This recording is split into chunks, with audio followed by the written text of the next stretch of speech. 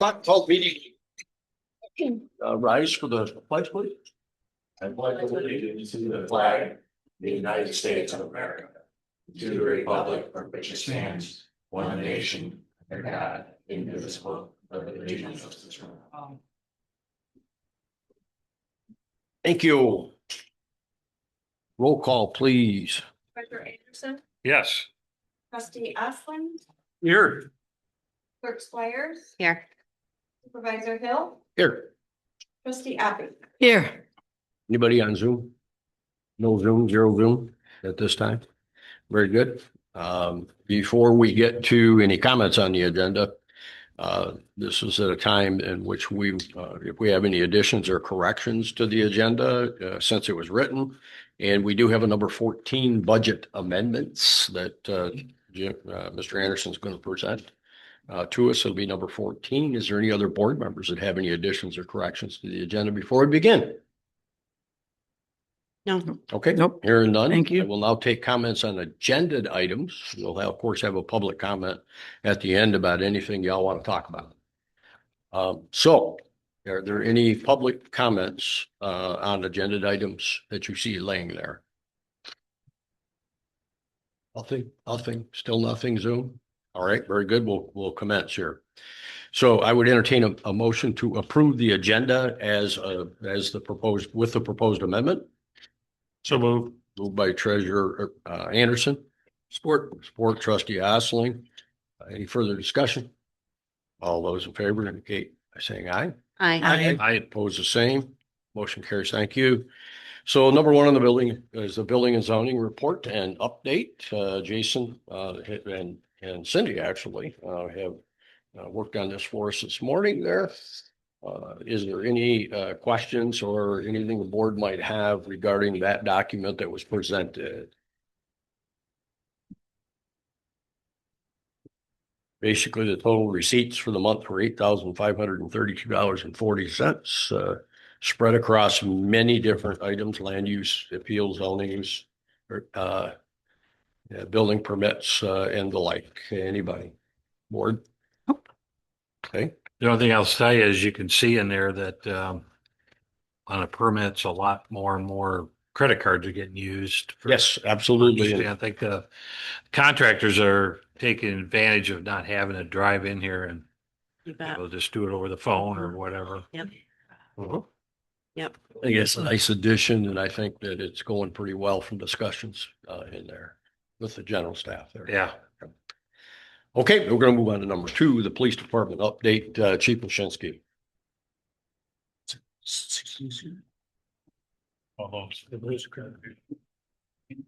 Morning. Morning. Just to comment on Jim's with the credit card thing, we used it a few times over the weekend too, so it's been beneficial there as well. For camping permits or? Yeah, I think camping permits and a couple other things, so. Yeah.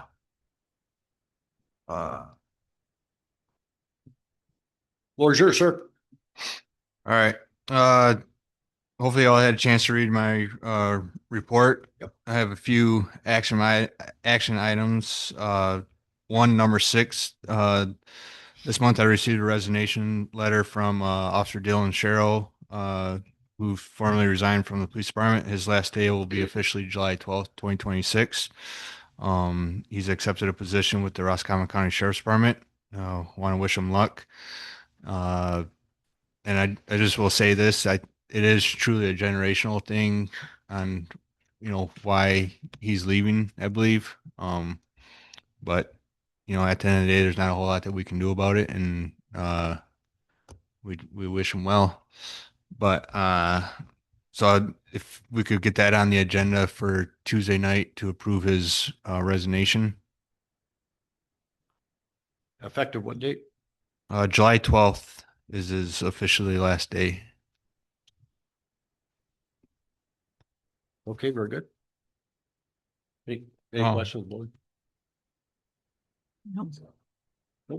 And just coming from the summer Chiefs conference, speaking with the other northern chiefs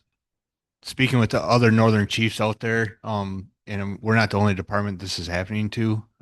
It recently happened to Marquette PD, Charlevoix PD, Boyne City had it happen to them. So it's like I said, it's a generational piece. But hopefully we can somehow find an answer to. They got the recruitment part down. We just needed to work on the retention portion of it. But that's all I had to say about that. Does anybody got any questions? Nope. Of course, generational, you mean because they're younger and most of your staff are older? Is that what you mean by generational? No, the younger generation is not looking at it as a career where they're going to stay for 20, 30 years. Right? They're looking at it as an opportunity to, JOB.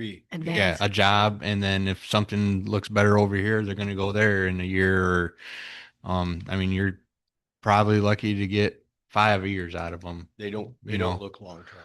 Right. Okay, gotcha.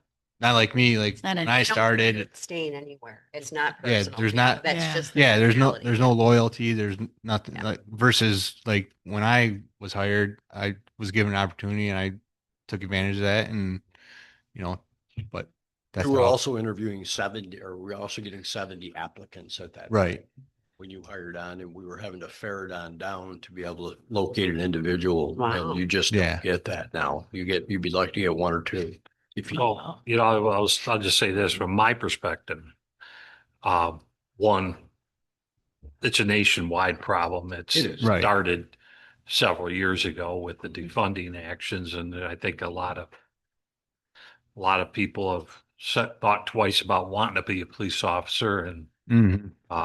so now you've got a supply and demand issue. But the second thing I would say is, though, since I've been on the board, I feel very good about your department right now and Yeah. the staff that you've got. Even if you're one man down, Yeah. a newbie, you've got some real good experience there. And I feel very comfortable with what Yeah. you have and what you're working with. I realize you might be short, but you were short before. Yeah. You were short. Yeah. No, we're doing fine, and we still do have a good group there, and we have a couple prospects that we're looking at potentially that we I might just go to. look at the experience that you currently have Yeah. on your board or Yeah. your staff, and I feel comfortable with what you've got. Yeah. No, we're doing fine. And, the other thing is like, it's all throughout the state, departments are stealing officers from other departments. They're convincing them, hey, come on over here. It's better. Or, maybe they're friends with them saying, hey, you need to come work with us, stuff. But, it's kind of just in the name of the game right now. Yep. But, well, that's all I have to say about that. okay. Thank you. Uh, So we'll skip down to number 8 there, with the resignation of Dylan, looking for the board's approval to fill that vacant, road patrol police officer position. If we could put that on the agenda for Tuesday as well. Very good. I've got the motion written already here. All right, thank you. We'll move ahead to number 11 there, which I see it's on the agenda for today. It's the results of the Rolling Oak and Northcutt Lane. Yep. Results. So I guess we'll just kind of table that till Sure. we hit that on the agenda. Move down to number 13 there. That was a request from the resident on West Birch of the speed limit. And we borrowed the Roscommon County Sheriff's Department speed trailer sign, and we put that out there for a few weeks, and I've attached the results with that.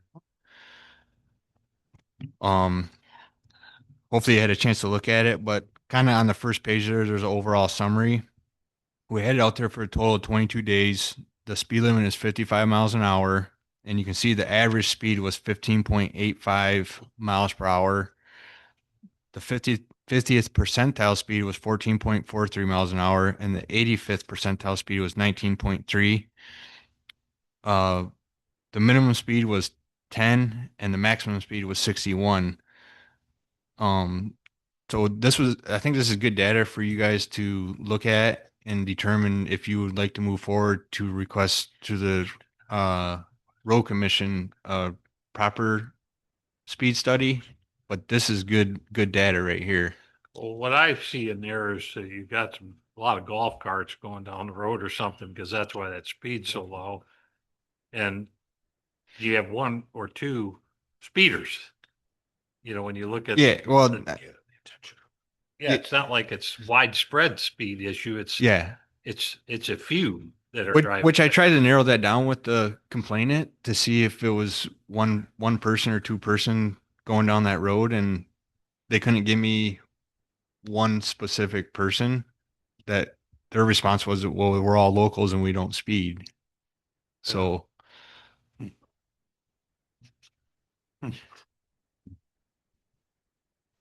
Board, I think we should move that forward to Tuesday, and we can address it with a motion to either approve or deny that request to the road commission formally, as it was brought to us by the chief formally. And so y'all be ready to do something with that on. I'd like Yeah. your opinion before I make mine.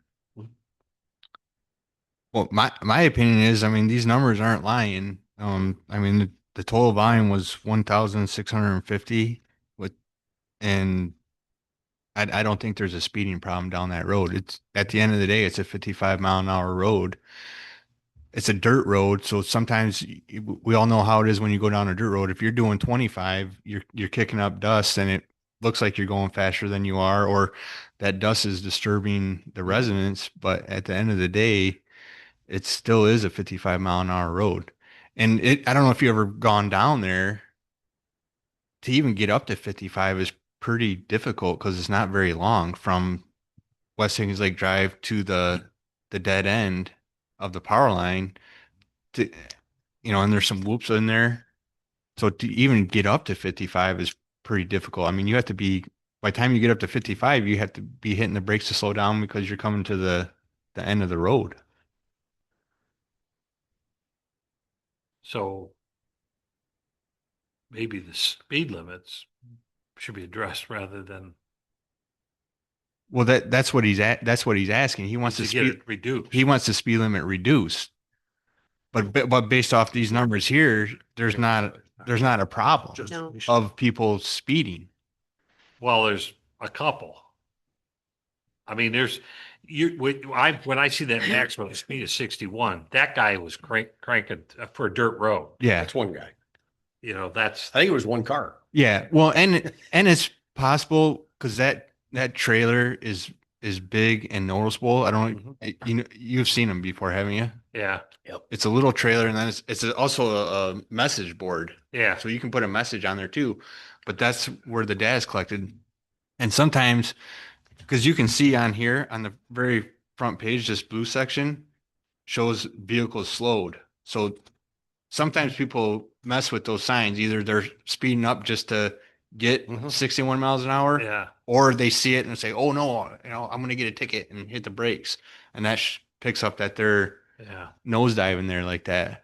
But even talking with the officers, because I had the officers try to go out there and sit if they weren't busy to maybe catch a speeder or see, and they even reported that nobody was going that fast to even pull them over or speeding. That's a lot of traffic for a dead end road though, isn't it? 1,000, yeah. I am always shocked at the amount of traffic. Yeah. Of a traffic count. Yeah. When it comes, regardless of what road you're talking about, you'd be surprised if you take a look at data from County Road 100, how much travels through there. And when you think, you're back and forth and back and forth, Yeah. it's multiple counts of the same vehicle back and Right. forth. Right. In there, but I agree with it. It's a high count, but when you look at the last, one that kind of rings to me, the compliance and risk report off of this data indicates it is a low risk. There's a low risk, medium risk, and a high risk. And compliancy, compliant, meaning within the proper zone, 1,649 of those vehicles, and one low risk, meaning the 61 mile an hour. So you are looking at a very, very low risk on this piece. And But if you drop the speed limit to 35 or 40, it's not going to impact anybody except that one or two speeders that were in there. And then you'd have an opportunity to Right. dealing with them. So the 85th percentile, which is what they go by, Yeah, that's what the is road commission would go by. 3 miles an hour on that road. So you're quite literally put, the road is actually, again, a non-posted 55, and the 85th percentile, which is what really everybody goes by. Those vehicles are doing 19.3 miles an hour, less, not 55, if you will. And myself, I can't, you're not gonna, the road commission is not gonna No. reverse this. And And you the can thing go to the well. Also, by the way, I will tell you, we've gone to the well a few times this year and we're Yeah. still waiting for other results. And I just don't know how much, I don't want to just constantly keep referring things when we have data that, this data clearly says no. To Yeah. me. This seems like a bit of a one-off from the real problems that are out there. Why would we change this one? Yep. Where there's probably other areas that have, Yep. the tendency has been not to, err toward the side of what the data says rather than just because Right. nobody like it. So But we can't change the speed limit by a vote here without the road commission study. Yeah. No, the road commission has to, They we have have- no, no, again, we have I no- want to remind everybody, we own no roads in Gerrish Township. So all we've got, the best we got is a request. We have a request and the chief did some preliminary work, both enforcement wise and through a traffic safety Mhm. trailer that gives us reasonable data here. And our only decision is do we send a request to the Roscommon County Road Commission for a traffic study on West Birch regarding speed engineering evaluation? And I personally, myself, we all can do a motion, yes or no, and vote our conscience. But that's all our job is do we now move this forward to the road commission for a study?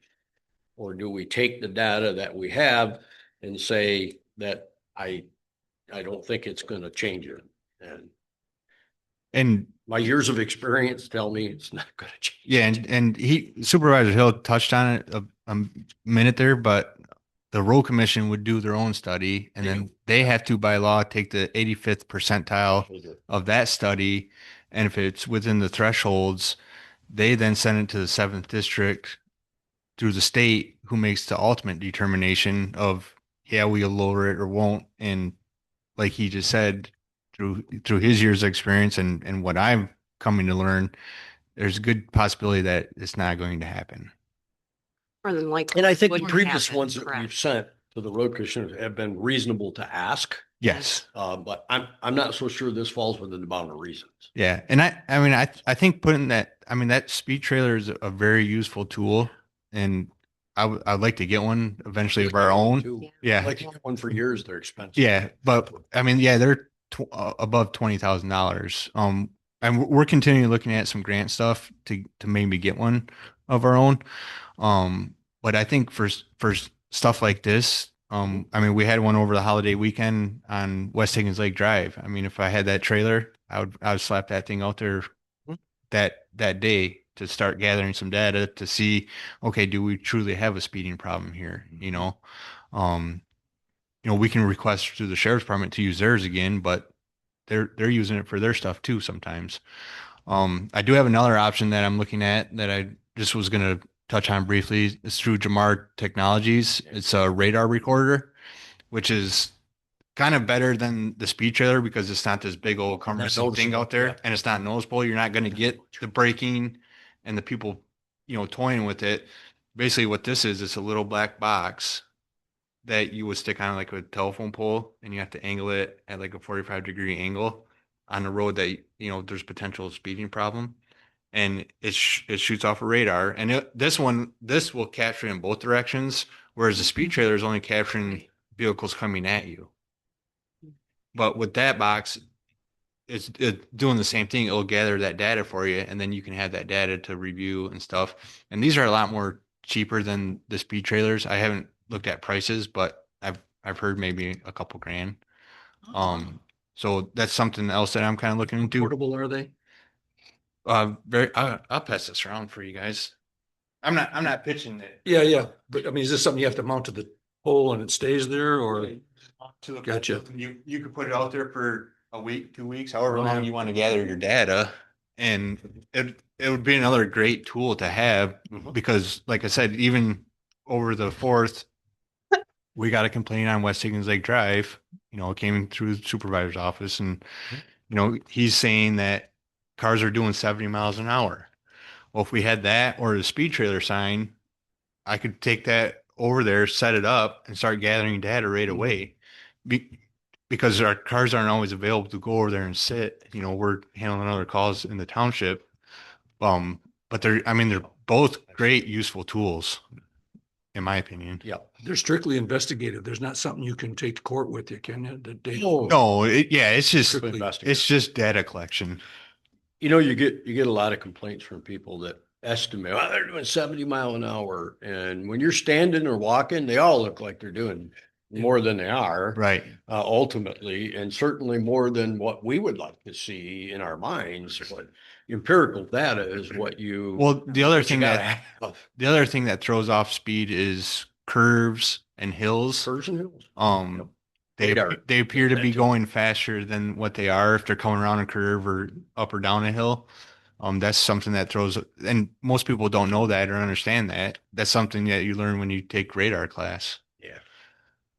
But Different effects pop up Thank you. that cause skewed readings. And so, yeah, as always, it'd be wonderful grant wise, if you will, there.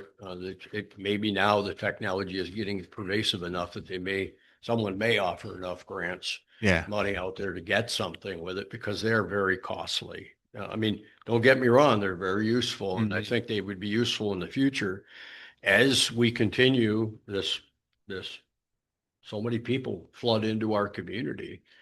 People are going to have more questions about, hey, listen, it doesn't look like there's enough, I mean, speed's a factor here, and you need something. I was glad you were able to get the trailer yeah. because But- I know and- we have sent 3 to the road commission. We got 1 back so far. There's still 2 out there yet, waiting for the engineer at the road commissioner to deal or to give us our results back. And ultimately those results are what we have to follow. Because again, we really don't have a seat at the table other than we're Mhm. most local.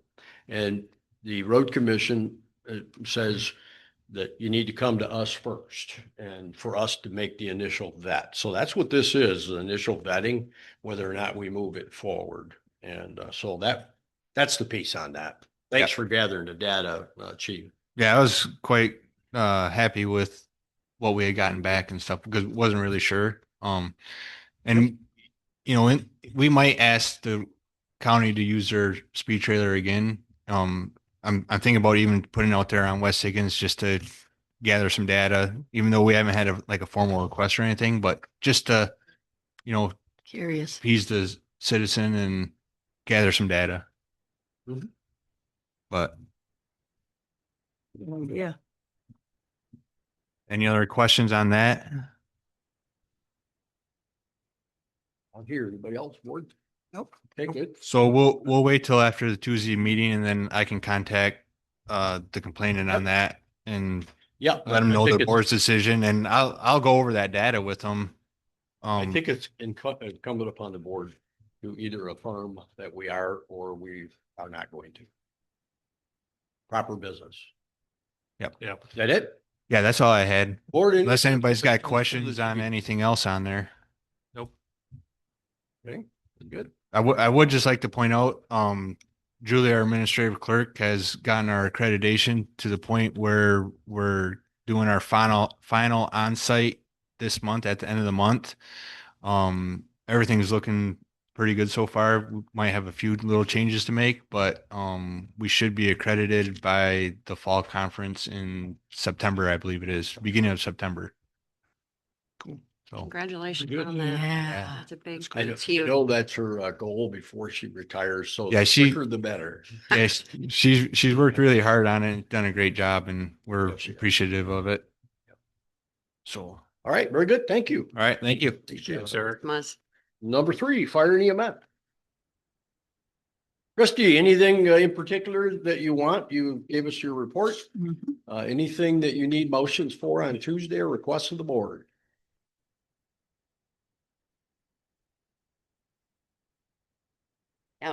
You what?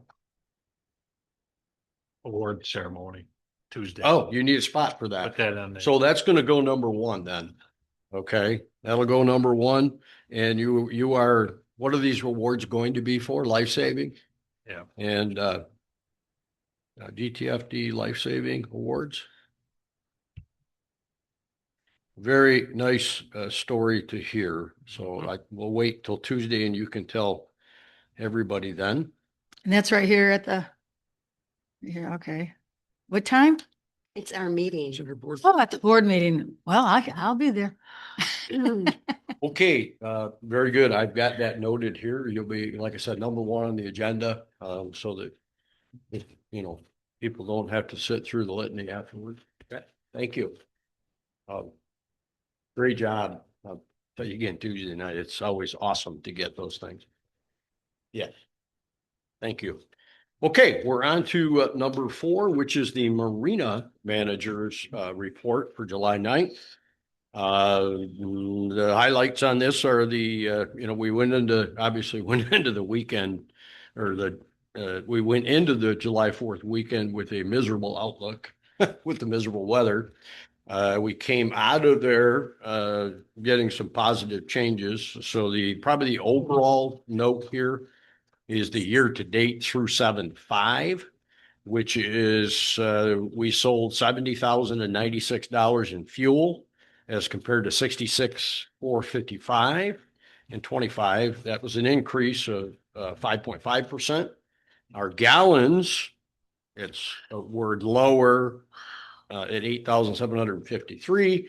And then 2025, 9,368. So that was down by 6.6%.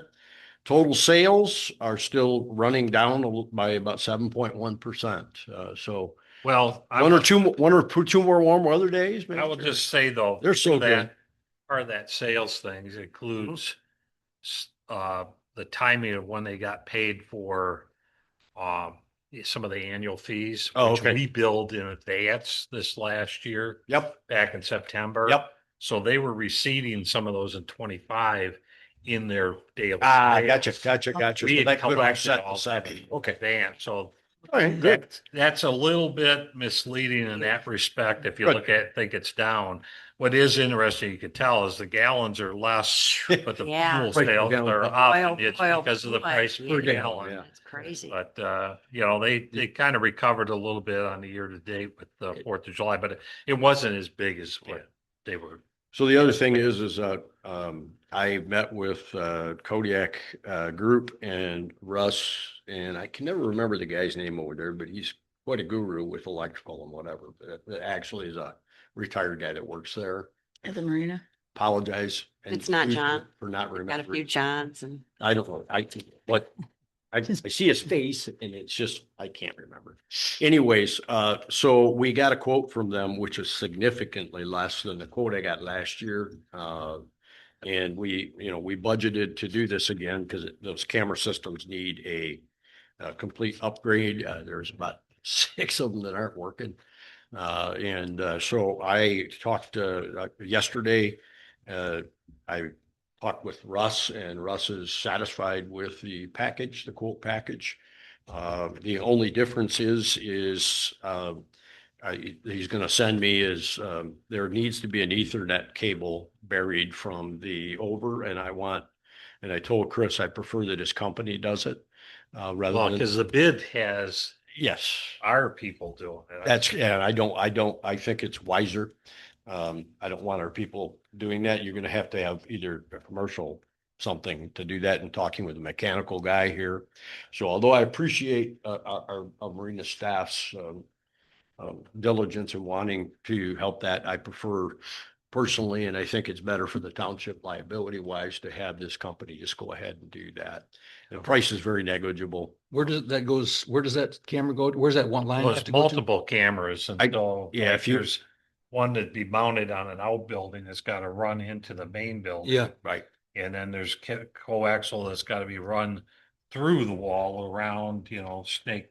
Yeah. And- But and to isn't get there all cameras- concrete or blacktop between there? Somebody's there a bunch of, construction No. work to get that buried? Apparently not, from what I understand, Hmm. apparently not. And so to get the Ethernet, situation, it's literally from the bathhouse down there, not bathhouse, but bathrooms. Yep. Over, there's cameras mounted on Yeah. poles that go up the dock pieces to be able to see the boats and the docks and whatever.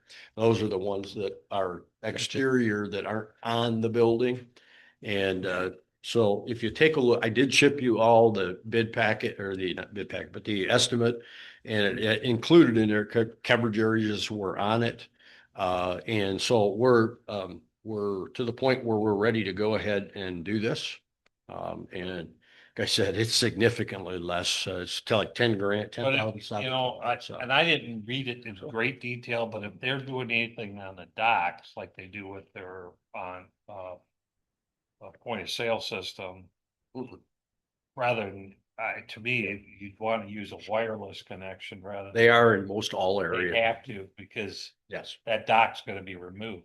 Yep. This fall. Yep. So Yep. you No gotta question. move the camera. No, You don't it's- want to roll out a Ethernet every time you. No, they literally have cameras on the building. They I have saw the also, schematics. on yeah, it, and they also have cameras on poles out there that literally there's clearing through there to see where they put the dock each year. It shows pretty decent coverage. They can It see is I don't actually, know if you know, I will tell you anything is better than what they're operating with right now out there. That's at least 16 years old. I remember, I think Supervisor Homola was the one that had that installed.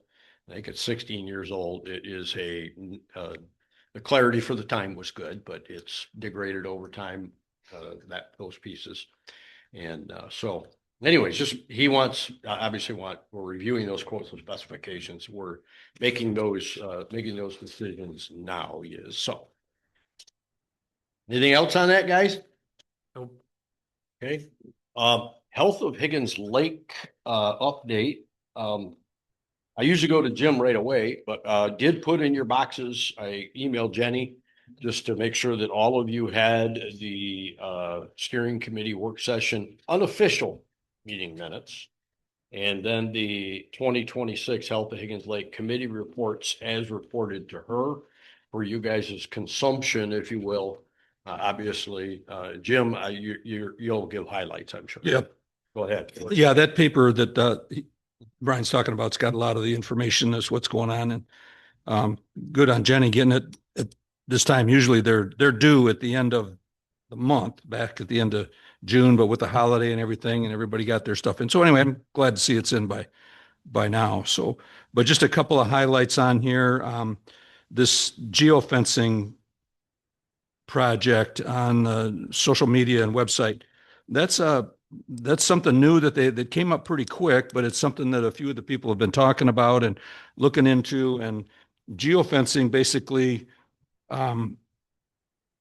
allows us to like it says there, allows us to pinpoint an audience that's physically in the Higgins Lake area along with other criteria. People drive into the area and you can push a message out to their phone or their laptop or wherever. And it's targeted. You can send, we'll send stuff about boat washes and pick your trash up when you leave and welcome to the community and that kind of stuff. But it extends farther depending on, they're starting to learn just a little bit about it. But as it extends farther, it could be something the township could be interested in sending a message along with it. Use the same technology to, as people come in, welcome to Gerrish Township. We meet on, the second Tuesday of the month, and whatever you want to send out there depending on how much of this you want to push out as well. But anyway, it's just getting started, and I think it's we'll know more about it and take a couple of months to get a better feel for it. So that's in the works. I think that's a good deal. The big one probably is this Celebrate Higgins Lake and Beyond. We've scheduled a Celebrate Higgins Lake Expo, is the best way to explain it, at on August 8th. And it's going to be at the marina, and they've got a fair amount of room there. You can just pass this around while we're talking about it.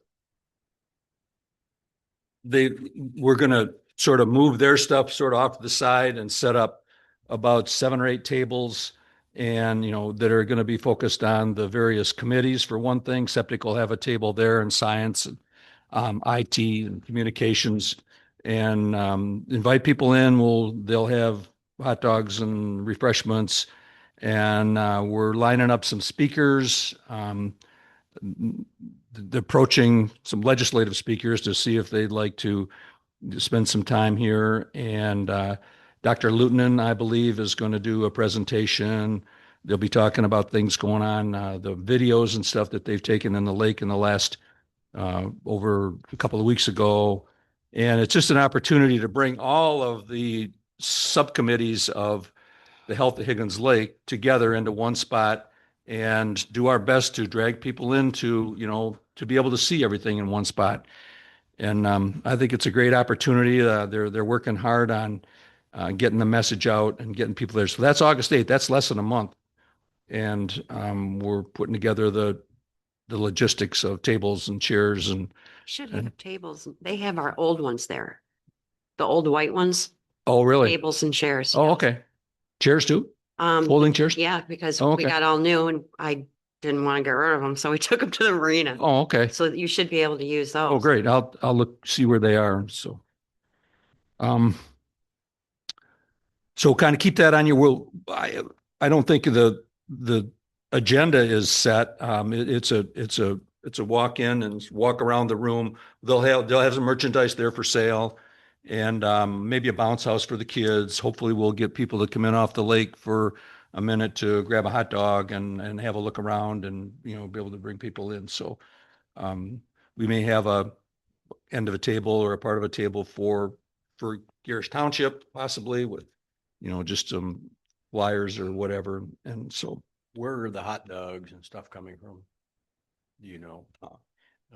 We ran into a little snafu with the health department. Yeah, I'm aware of that. Just make Yep. sure, okay. Yep. We Hate gotta, to see them rain on your parade. I know, that happened. Well, it happened to this project a year ago, I That think. bad, Yeah, huh? same thing. So, yeah. Apparently we'll monitor hot dogs. but Yeah, won't monitor yeah. septic. Yeah. Yes, it was. Well, I think the plan is to get our own permit and do it ourselves, but if we could make that happen, I think. Yeah. It's pretty easy to get. Yep. Yeah. About the money. Yeah, we recognize that that's something. So, Good, thank you. committee. I received, day before yesterday, I received a call from Eagle and we got the grant that we've applied for back, last, 6 months ago, 8 months ago. And, we were awarded that grant. So this is from Teresa Silvetti, and she was the one that from Eagle that we worked with. She works out of the Gaylord office, and she told me between the Gaylord and the Cadillac office that she deals with, she had 22 applications and they awarded 6. So we were fortunate to get one of those. And so kudos to the folks that put all that together. And What was that amount for the poll? 40 grand. 40,000? Yeah. Nice. Good. Very nice. Very nice. We now need to finalize the contract and finalize there is a scope of work and make sure that still fits with exactly what we're doing. Opportunity to tweak that a little bit maybe. And I don't have the details of what all was in that. I should have gathered that before now. But anyway, we'll be more on that coming. That's got to be signed by the first week of September. So we got to get moving on that and make sure that's all set. And that'll take a signature back Yep. here for it. So, So we'll need a board, yep. I'll need authorization for me to sign up. We may need to sign that before the September meeting. That means we may need to deal with this in the August meeting. Okay, so you just let me know. Yeah. Yep.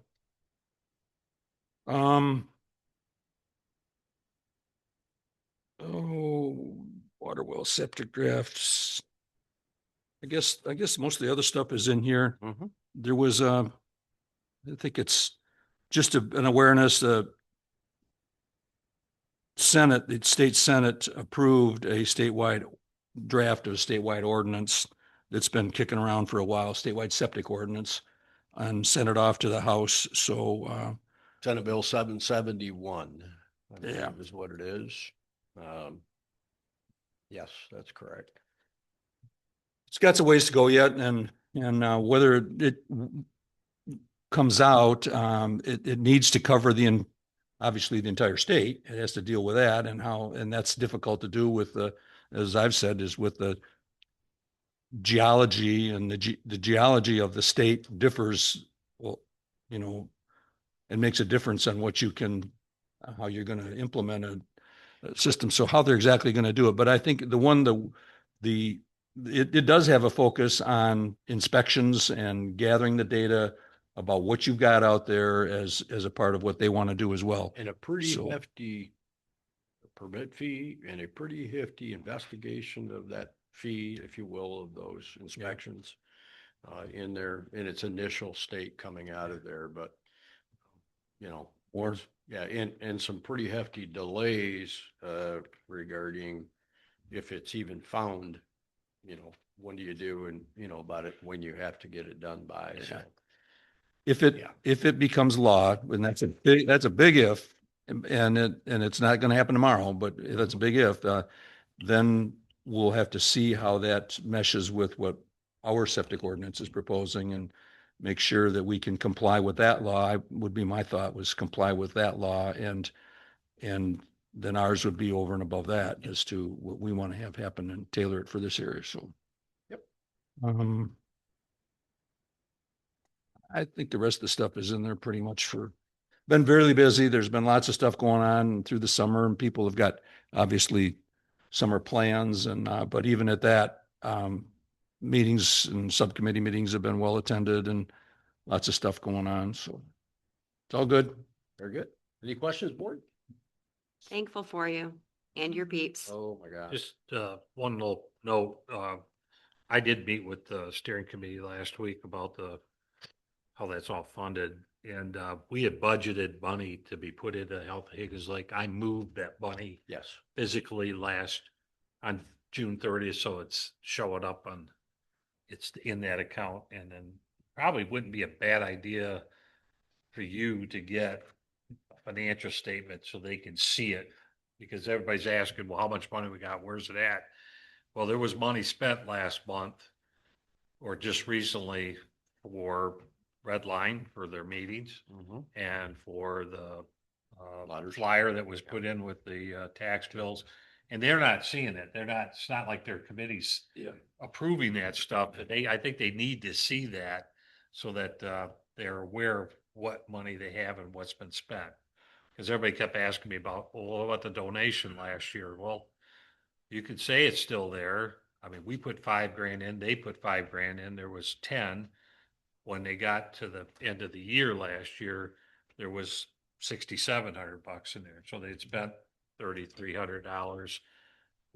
But I don't know if they were aware of that they spent that. If you don't see it, probably not. Because they're not It's seeing weird it. if you're So I not think seeing it. as part of one of these groups, whether it's the funding group or the steering committee, I think they need to start getting a financial report. Yeah. So they can at least see it. From you. I can prepare it, but I don't know who to give it to. Yeah.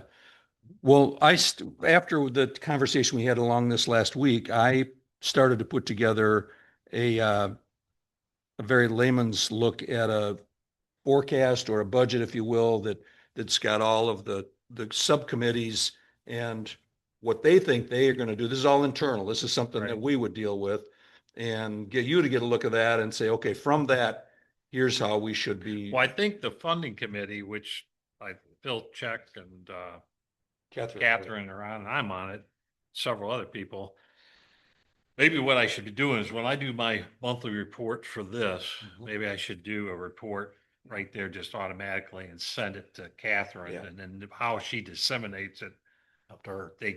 And then they could ask me whatever questions, because I don't think they're aware of like their bill for their meetings last month was quite substantial, because they have long Yeah. meetings. And you might want to consider whether you're gonna, Out of sight, out of mind. broadcast Yeah, we what gotta, you we gotta get that information so people are aware of it, because if you don't know about it, it's gotta be. that's just my thought. Yeah. But I'll make an effort. I'll be proactive and I'll do that.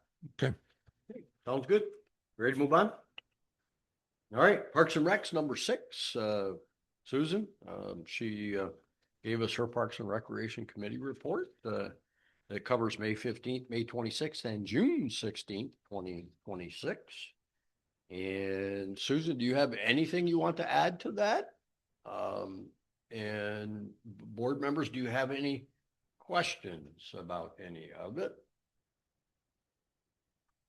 Did we resolve the issue with the septic this week? Yes, So it wasn't the septic, it was a drain.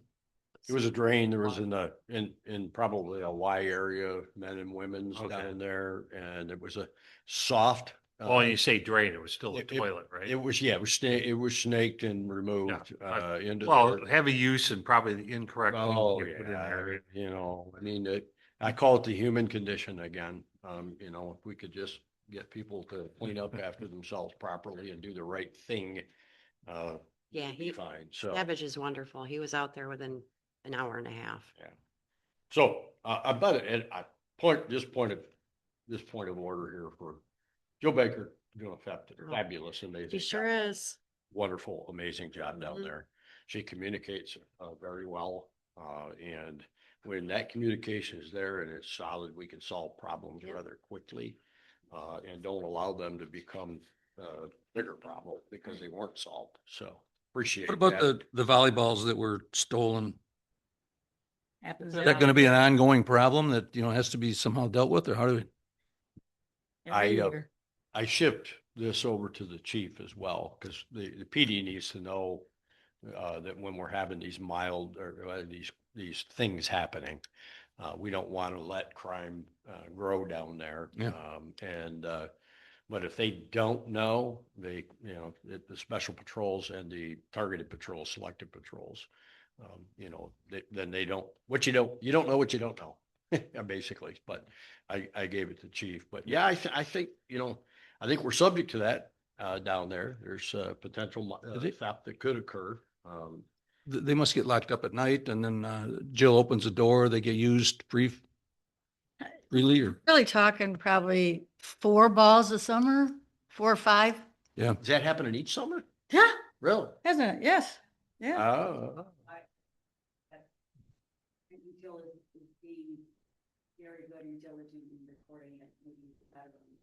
Yeah, maybe toss them into a bathroom, lock the doors at night or something. When they lock the doors, they're in there.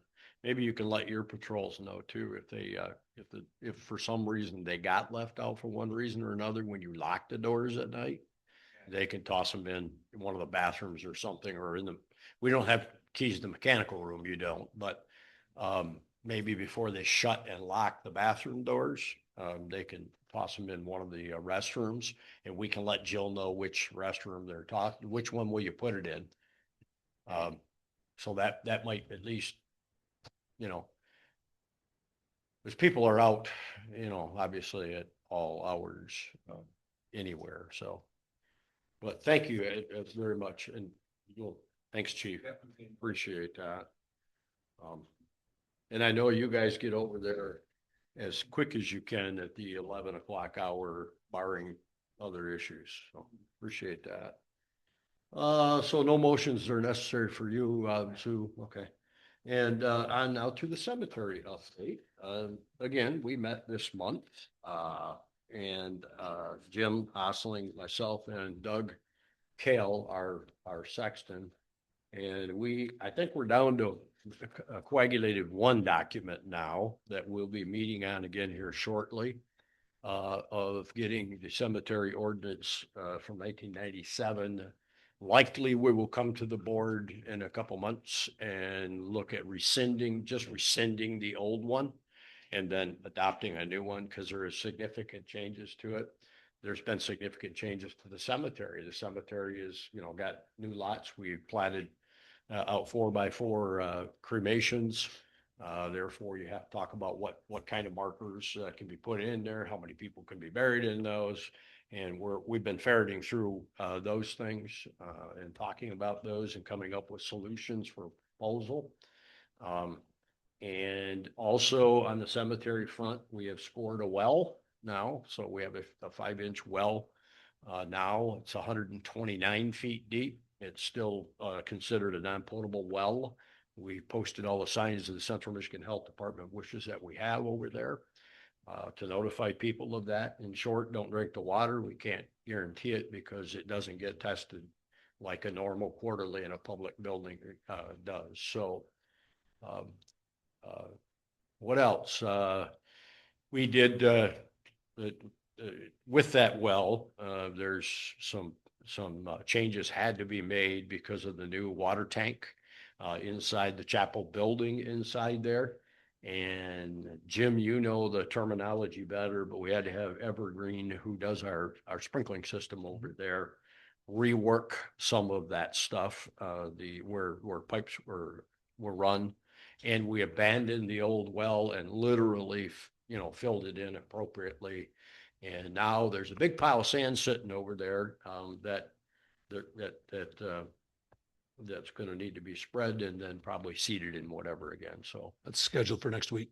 Jim, okay, scheduled for next week. Okay, Scheduled for next week. Yep.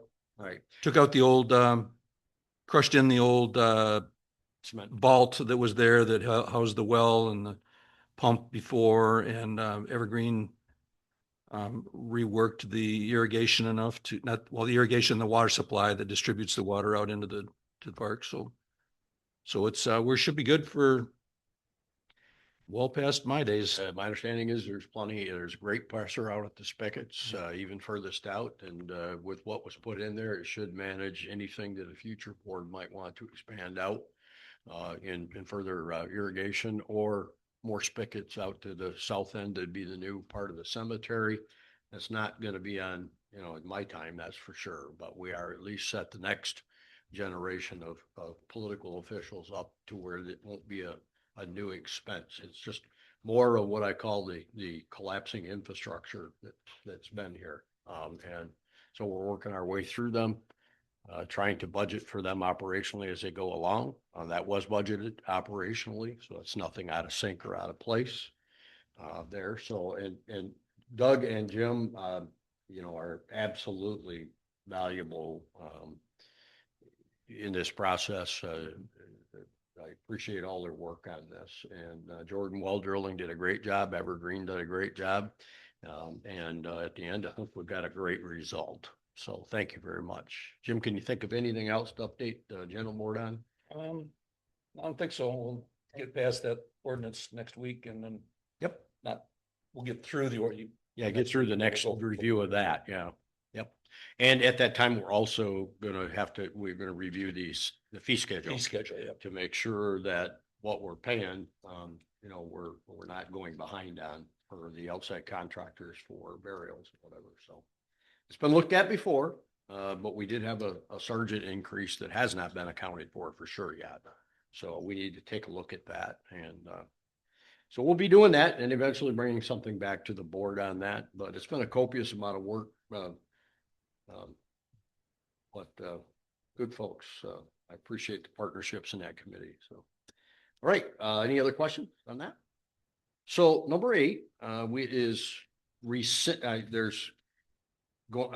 intend to ask the board to rescind a document called zoning assistant job description from the current policy manual.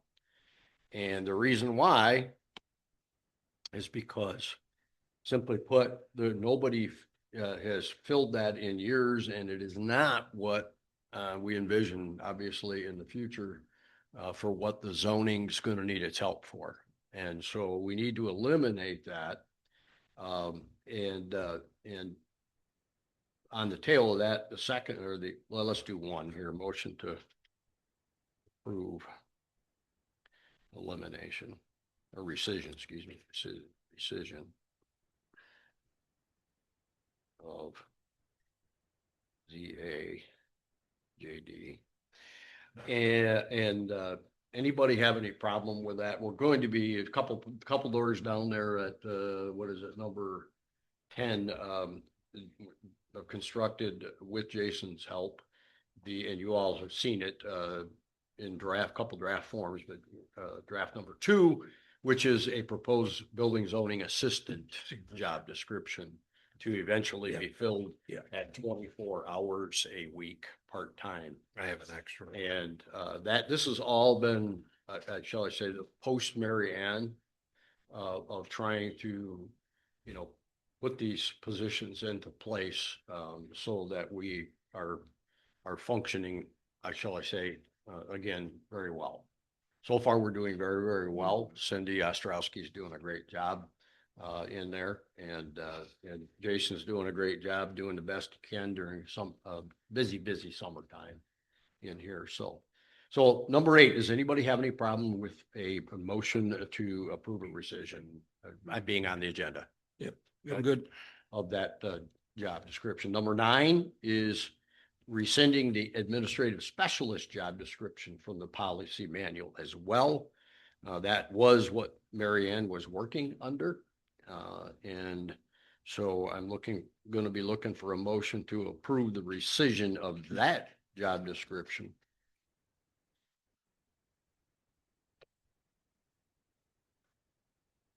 Let's see, that's administrative specialist. JD. From the policy manual, are you all comfortable with that at this time for me to move that to a?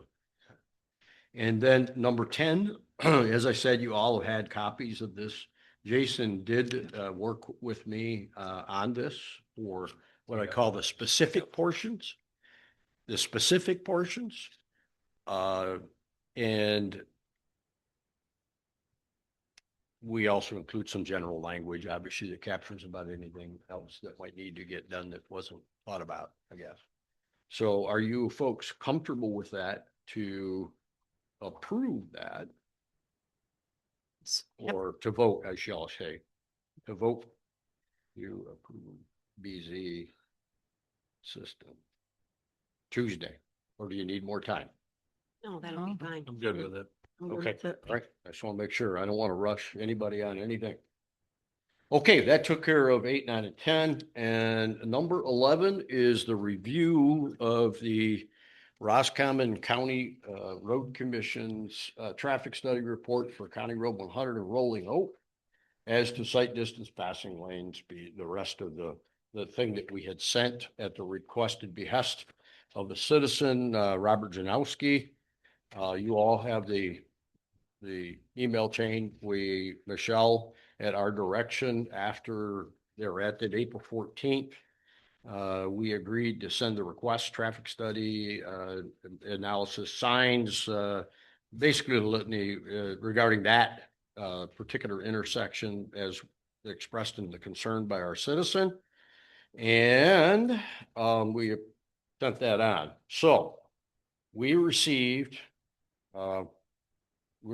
back a memo and various study data with photos and the basically information. And I'd like to read into the record that a study was completed on Rolling Oaks Lane where it intersects North Cut Road, County Road 100.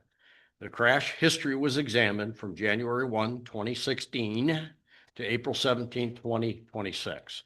There are no crashes that involve vehicles entering or leaving Rolling Oaks Lane.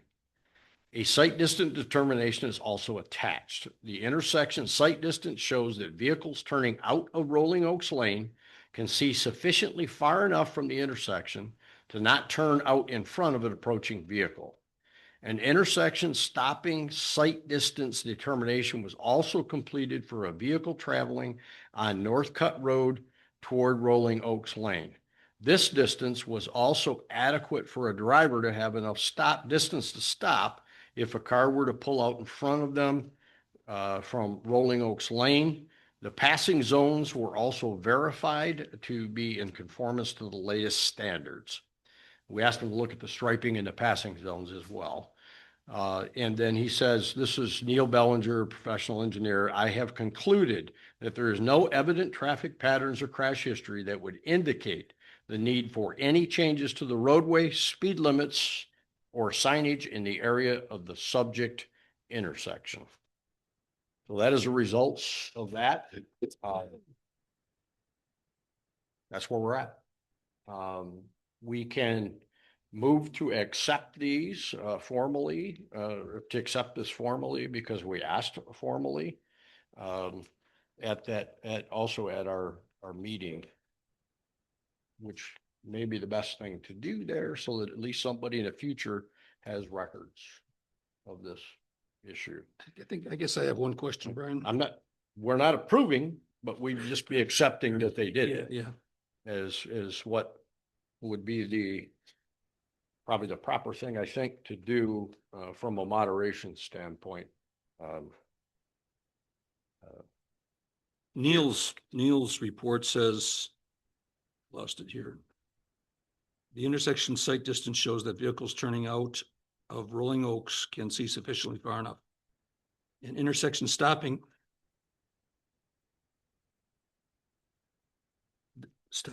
toward Rolling, okay. An intersection stopping sight distance determination was also completed for a vehicle traveling on Northcutt Road toward Rolling Oak.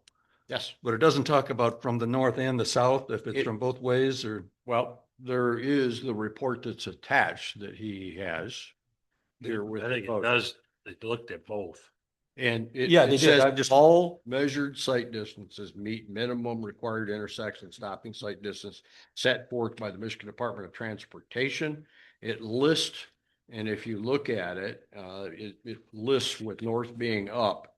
Sight distance is measured just past, I'm going to say it must be Leg's house there, I would think. Or just past that first house looking back to the north is stopping distance 576 foot, stopping sight distance 570, intersection sight distance further up the road with the pins that's been dropped is 658 feet and then 647 respectively. So.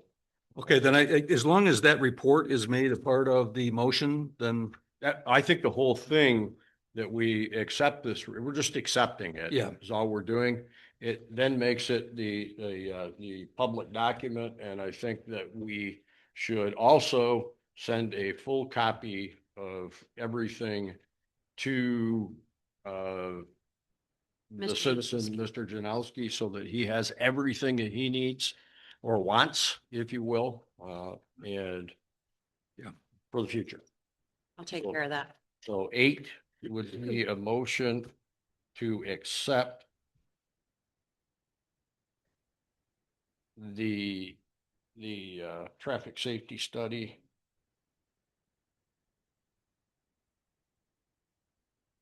result. Reference. You should study.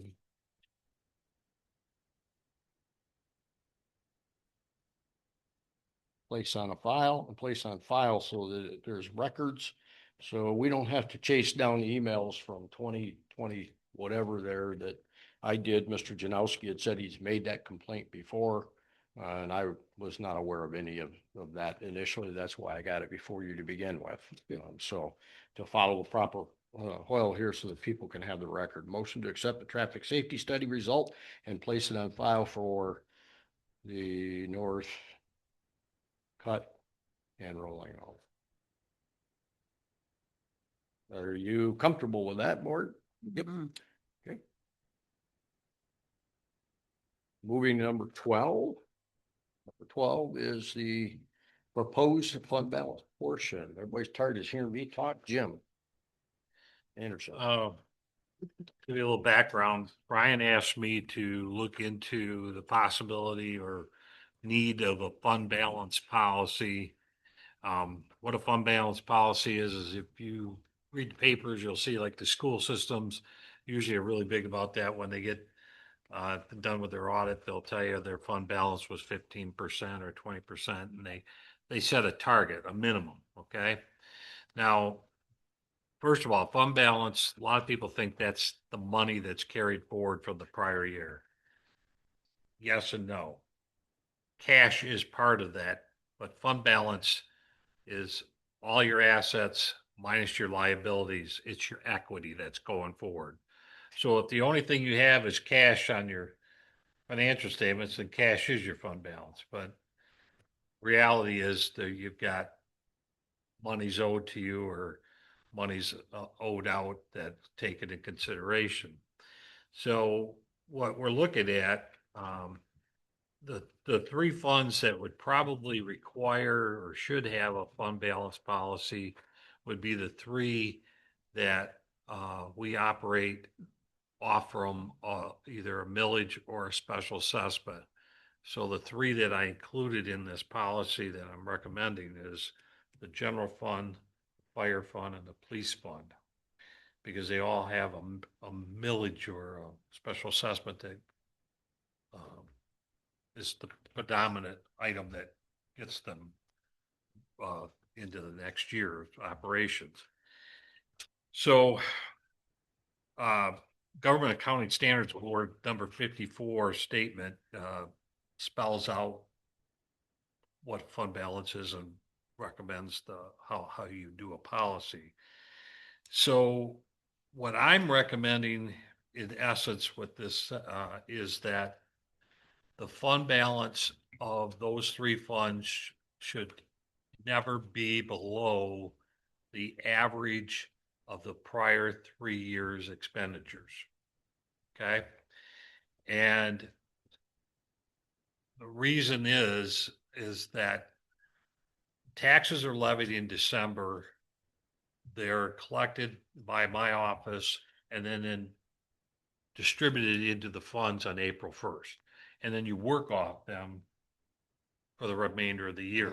So the money that you have in the bank on April 1st that's your fund balance carryover, let's say, should be enough to get you through the year. Because if you ever spent money out of the money that was collected in December before it was distributed, you would end up running out of money by let's say December or whatever, and our year end is March 31st. And I've got municipalities, I'm not going to name names, but that have run out of money.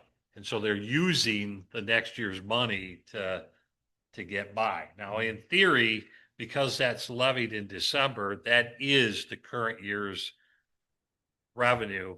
And that's why the fund balance, it shows that in there, like our general fund, we just got audited, or we're in the process with the field workers the last couple of days.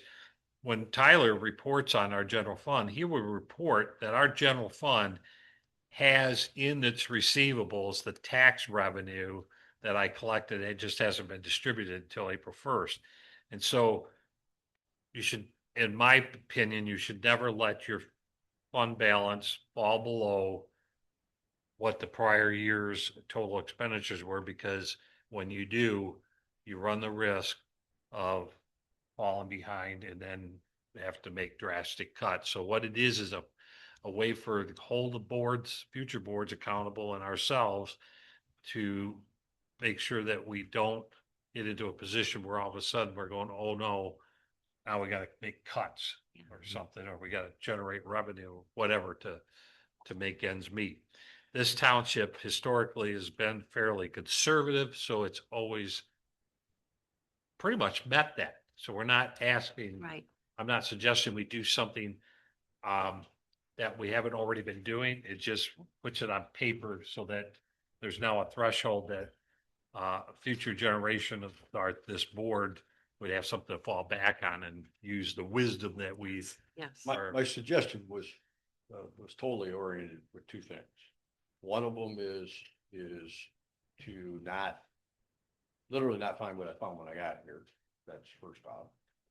Second off is that we ensure, if you will, for the future, that is in place so that we don't, our township doesn't suffer financially at any point because the transiency of elected officials over time to time. And, to be a board member, one only needs to be 18 years old and live in the place in which you're attempting to run. And for those that want to run and they're 18 and would like to come in and manage this kind of a situation here, it'd be very it'd be very, very difficult. This is not a small township, but it's not a huge township, but there's more to it than you think there is. And so that was my impetus of getting old. And the last piece of that is going off of our risk management meeting that we had, and it's suggested also that we look at any policies that we may be deficient in the financial area like this. And so I got a hold of Jim and said, hey, is this something that, we may be able to look into? And so that's what he did. This is what he's proposing on it. And I very much would like to, but we can, I'd like to try and get this approved for this fund balance policy as he presents it. It's again, well-written, and I think it covers us, future boards, and that kind of thing. And yeah, you interested in moving this to Tuesday for a motion? But it also, when you go to do your budget, Yeah. you should take that in consideration. Sure. So you don't. Now, there's one that I didn't put in here because you can't throw it in the same way, is the cemetery fund, which we've been cognizant of the fact that, once you sell off all the lots, there will be no revenue stream. And if you don't have enough money set aside inside that fund, to generate the earnings to be able to pay for the perpetual maintenance of it, you're going to run into a problem. And I could see that. And I could tell you, as the auditor, I had conversations as far back as Ken Carlson talking about that cemetery and that issue. Yes. And I think we are addressing it, but we're doing it informally. We don't have a policy. And, there's different ways to do that. I guess that's a conversation for a later date. But at the moment, these would be the three funds that I would recommend that we have a fund balance policy. And this is pretty simple. I mean, it's got a lot of descriptions in there about what parts of fund balance there are, but in essence, what I'm saying is carry forward at least as much as what the last average 3 years expenditures were for the general fund and the two other funds. Is that Good policy. industry standard that threshold? Well, for a township, maybe, and this is where it gets kind of quirky. If you look at the county of Roscommon, their fund balance policy, I think, is 15%. 15%. Yep. But their year end is December 31st. So their taxes aren't receivable on, so it's a timing thing with the township, because we levy the taxes in December. The way it's recorded, our fund balance includes all the winter taxes for the township. So we, in essence, but those are spent the following year. You don't get any more money. So your fund balance for a township should be, at the bare minimum, any township, the fund balance should be at least as equal to the levy of the prior December taxes. That's a bare minimum It's a false sense of security. for any township, because otherwise you're gonna run out of money. And one of our neighboring townships, they've had historical problems with one of their special assessments because they've been trying to catch up. Because they underassessed or had more expenditures than was anticipated, and there's kind of a catch up. So what this does is kind of hedges it off in advance. I guess I take that back. There might have been 4, because I think general fund, sanitation, fire. Yeah, there's 4 in here. Because our sanitation would fall under the same. Yep. Yeah, police, fire, and sanitation. So there's 4 general fund plus 3 others. Now, police and fire normally have a substantial amount of carryover because they're holding money for capital improvements. Like the fire has way more than that because they're setting money aside for, out of their assessment every year to go towards a new truck or a new, ambulance or whatever. And so they're naturally there anyways. Yep.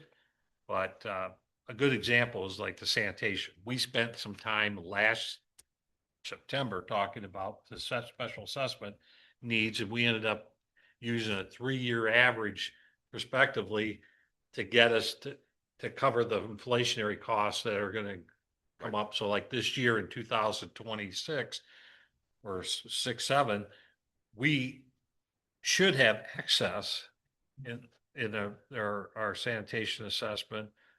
The second year, we're gonna be closer to break even, and the third year, we'll be actually spending more than we take in, but we'll be spending down some of the fund balance, but we'll need to just make sure that we have a fund balance equal That's to it. Yeah.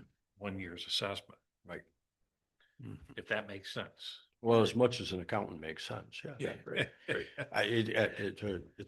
It's a safety thing. It's like your grandpa always said, don't spend it all in one Yep, place. don't spend it And, all you know, in so one we just spot. gotta, And all never this is, spend anticipated revenue. yeah, I'm not suggesting anything that's, you're not really already You're doing. It's practicing just, it, but you're not. what's it on papers, but Well, you're practicing it now that, we have everything that yeah. it's a pleasure to go down and get the actual, what I need. So, okay, the number 13 is Gerrish Township Marina Reserve Fund Resolution. That is another thing that Jim and I talked about. And Jim has done the work for a proposed resolution to reserve the net position. Jim, you want to go ahead? And Yeah, layman's term? The marina is actually not a special revenue fund of the township anymore. We have converted that to what's called an enterprise fund for reporting. And internally, it doesn't change anything, but on paper, it does on the audit because it's run like a business. It's not really, special revenue funds usually are, they might be fee-based, but their purpose is for like the sanitation. It's not a business per se. It's provide a service or protection to the public. The marina really is run like a business. We use a Clover system. We sell gas and, T-shirts and whatever, and provide recreational services. So anyways, we're down to the last couple, 3 years on the debt service and that. There's money sitting in the fund, and there's really been no real thought on paper prospectively of what are you going to do? Where are you going with this? And we've had conversations for over a year now. One of them has to do with the needs for a storage building out here, which we've had some conversation on. I've had conversation with Russ since the beginning when I started about what do you see the needs are, and so the number that I put in here is, I'm going to say it's a little arbitrary, but it's not. The marina has, any point in time is close to $1 million in their account, but there's always money that's carried forward for the next year. There's usually a $300,000 in there. That's money that's held for next year's slips. Yep. So it's kind of a, misleading to say, just look at the bank account and say, well, that's how much money you got to blow, but you really don't. And the other is there's a $500,000 debt in there. So you got that to consider. So when you net it's called net position. It's another form of equity, but it's the term that's used for enterprise funds. When you get done and said, represents what's left that you could use discretionary. Where exactly, that's yet to be determined, but this at least puts it out to the public, what it is that you're considering. It'll be reported on the audit report as set aside money, just like the reserves for the police and fire. Protecting it. Well, it's protected. This board or future board could always reverse that. It is not, this type of resolution is reversible. It's not, In stone. it's not the same as if the state gave you $40,000, says it has to be spent on the That's restricted. That Mhm. means there's, can't be used for anything else. A reserve is something that this board or future board can Discretionary. discretionarily change, but at least puts it aside so that it's, you know, the intent, I think, at least in my position on this board and what I look at is that this is Parks and Recreation money. Was generated at that entity right there. We have in the last, and it was probably my suggestion when I consulted with this board before I was on it, that use the money, some of the profits from the marina to fund the park, the other park fund. But I see that marina as a real gem to this township. And they bought it with using a grant and a debt from the DNR.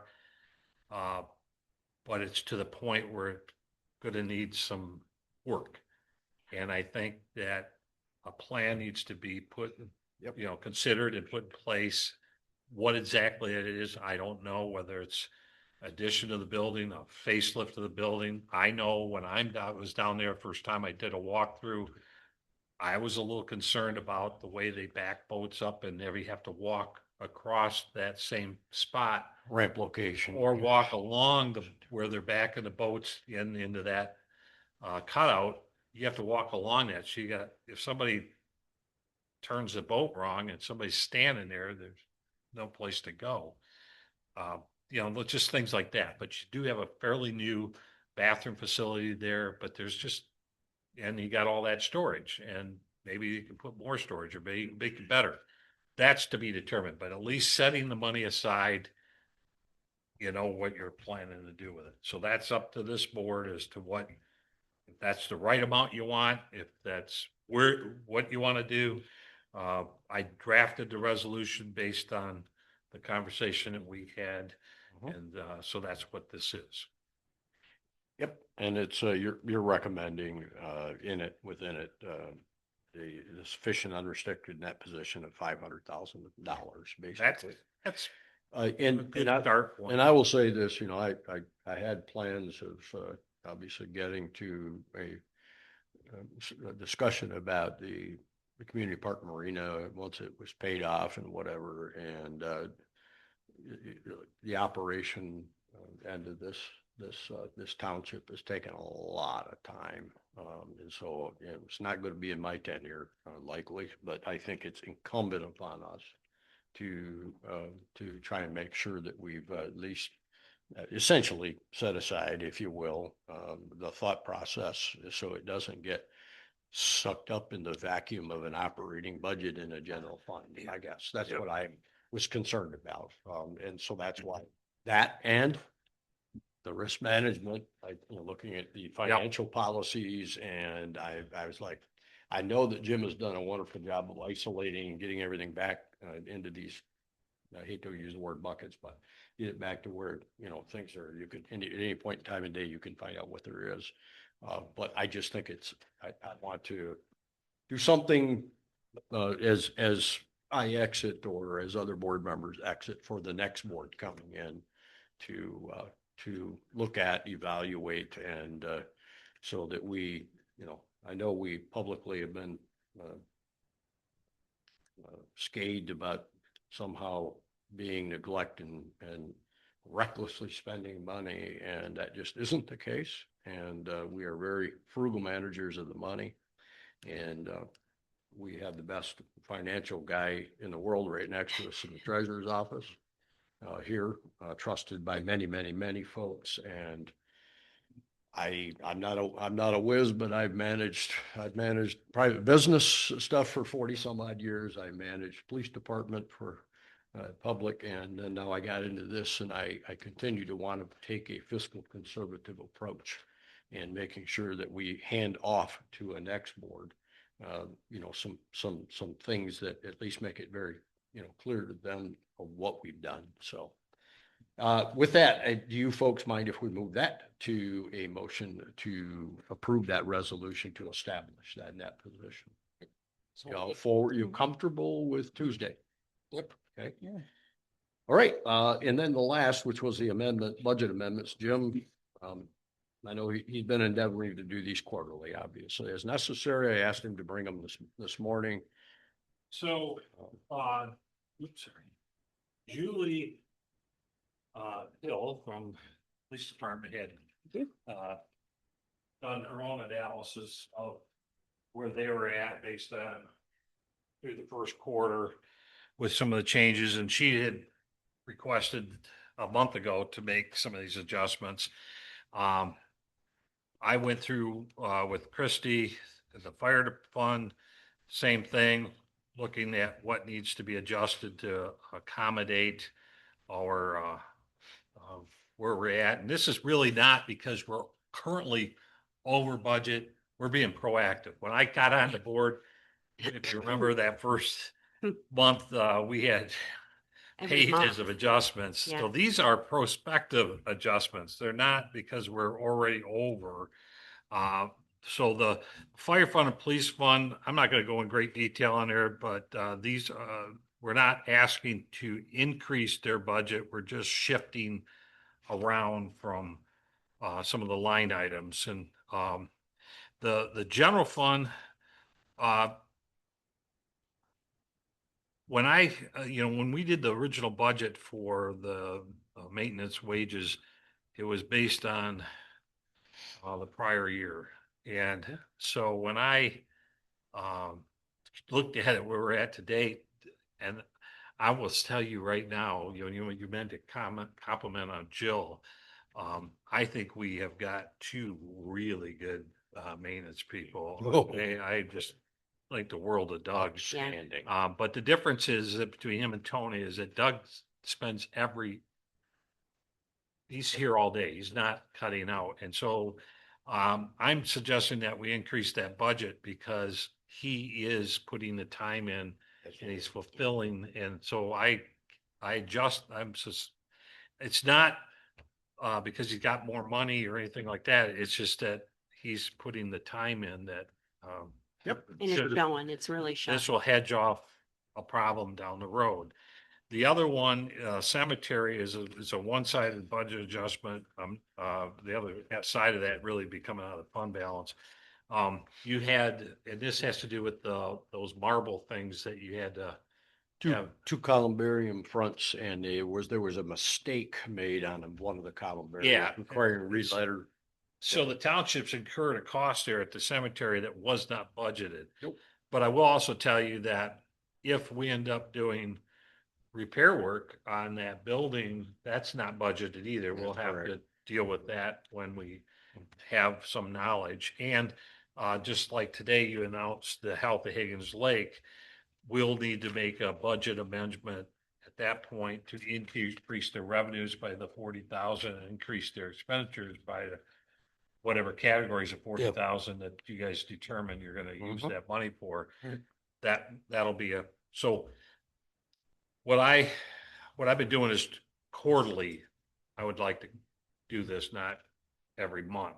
And so this is the end of June. This is what my proposed quarterly adjustments are. I don't know if anybody's got any other questions on what's in there, but Nope. But it was part I of ran, the consent ran the, agenda. what I did is I ran it a year to date through Yeah. June. Yeah. And then I extrapolated that for a year Per year. to see if we were going to be over for 9 months, yeah. So I could be a little bit off, but I don't.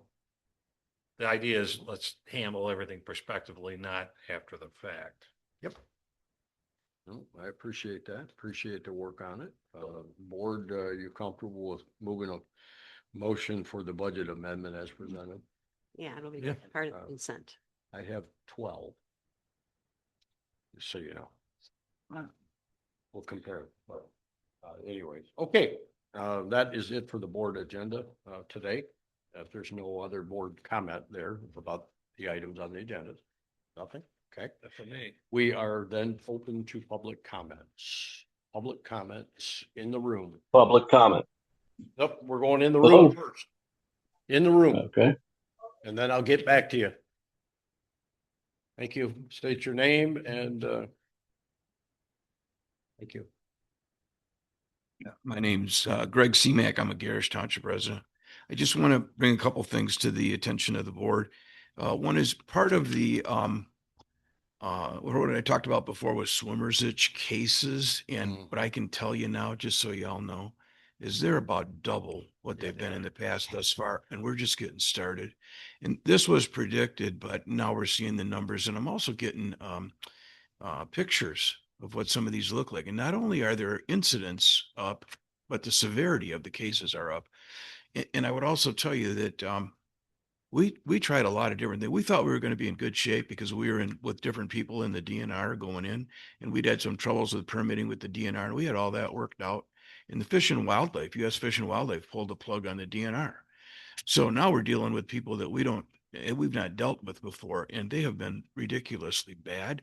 We had permit applications that they don't do anything with them. We finally got an appeal back on something more recently that they denied, and you get the impression when you read it that their answer is no, and then they're going to try to figure out what their reasons could be as they look at it.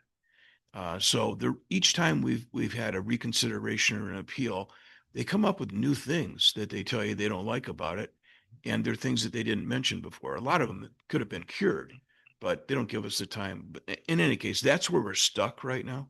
But you're probably going to hear about it if people call the township, because I've heard many cases of my own family. Okay. As well, on the east side of Higgins Lake. and we're getting them from the state in the park North again too. Basin. Yeah. Got what you described, increased cases. And we literally had, the cream on you or the sun stuff on, or beforehand, showered or vigorously dried off, showered afterwards, and still got cases of it Yeah. at my house. Yeah, So, I think the preventative barrier of any nature by sunscreen is probably one of the more effective things. Toweling off really doesn't matter that much because they're already in your pore if that's going to happen. But that's just from my experience in any case. Greg, what can we do to help with the fish and wildlife thing? I mean, I know you were here last month. We talked about maybe, getting a hold of, instead of just the folks that are Republican that represent the place, getting on the Democratic side of that with Yeah. Slotkin and that kind of group. I mean, what can we do? Should we make a call to those U.S. Folks? Well, honestly, that was one of the things I was going to cover because I'm not sure what I can ask you to do, but I'm going to try to figure that out. Okay. And we did contact Alyssa Slotkin's office, talked to a guy named Tom Bratton, Okay. talked to him twice by phone and through electronic communication back and forth. And they made requests on at least 2 different occasions Okay. from the U.S. Fish and Wildlife to respond to why they were withholding the completion of our permit applications. And they didn't respond to them. So those people have, through at least 4 different requests from the state representative's office and the state senator's office, they've not responded at all. That's how bad it is trying to deal with them. So I'm not sure what we might try to do in the future. I mean, all this is now new ground, but there might be something, and so I'm mentioning it. We'll talk about it in our own meeting, and if there is something, I'll let you know. Okay. Another product of all this, and I thought I'd mention this too, is that we've been dealing with, and I think a person who's been very responsive named Shannon Lott, who's the deputy director of the DNR. And one of the things that we've requested is that she attend at some way, come into Higgins Lake so that she can see some of the things we want to talk about. A lot of it's invasive species stuff. And she's coming to Higgins Lake on the 23rd and the 24th. And what she'll be doing is working in the parks and just trying to observe the things that are going on in the parks. So I want to let you know about that. I'm not sure that there's, anything in particular that I would suggest be involved with a meeting from the board. But, if there are questions or things that you want me to carry to it, I would do that. But honestly, Should be appropriate to come to the Celebrate Higgins thing on the August 8th. yeah, I don't know that she would come back for that. And, Yeah. These dates that we were given, Pretty hard to come by, I suppose. yeah. Yeah. But anyway, I just wanted to let you know that that's kind of a product of our trying to work with different people. And she's been very helpful. They would have done whatever we needed to do, I believe, at the Michigan DNR. It had it been their choice with Swimmers Itch, but it was not. But they are helping, and they're more attentive, I would say, at the parks now with some of the things that have been asked of them about invasive species, and that's been a bright spot. So, and there's a new park manager at the South Park, and we had a meeting that he was included in, and the North Park manager too. And those guys were really, they were a pleasant to talk to. I mean, it was like a breath of fresh air. You know, they were willing to listen to the things that we thought could be important and to help in that regard. And so I'm just saying that was positive response from that. The other thing that I'd report is that in the county meeting yesterday, maybe people already know about this, but it was determined that at this juncture, there will be no building plan for the Cut River Dam that that they've decided upon doing. Doesn't mean that they're going to stop looking, but There's no plan? there's no building plan that will go forward from this. In other words, they seem to have been building for let's find a project, and at yesterday's meeting, it was decided that this is not the juncture that they think they know enough yet to go forward with. It's because they don't have enough information, or at least that's what's been suggested. Okay. Okay. Thank you. Right. Well, that's all I had. I appreciate it. Thanks, Greg, for keeping us up. And if there is something that we think we can do, we'll try to come up with that. So, Well, Swimmer's Itch is terribly detrimental. We saw what happened when it got pervasive. It gets into your economy. People don't come here anymore. yes. You know, we get lit up, if you will, there about doing nothing about the issue. It is terribly pesky. And, All right. Just wanted to- all right. Thanks, Greg. Greg. Appreciate that. Anybody else inside the room? All right, now we'll take Zoom. Who popped in? Okay, Who's there? Robert Janowski. Robert? Go ahead. You have the floor. Okay, three concerns.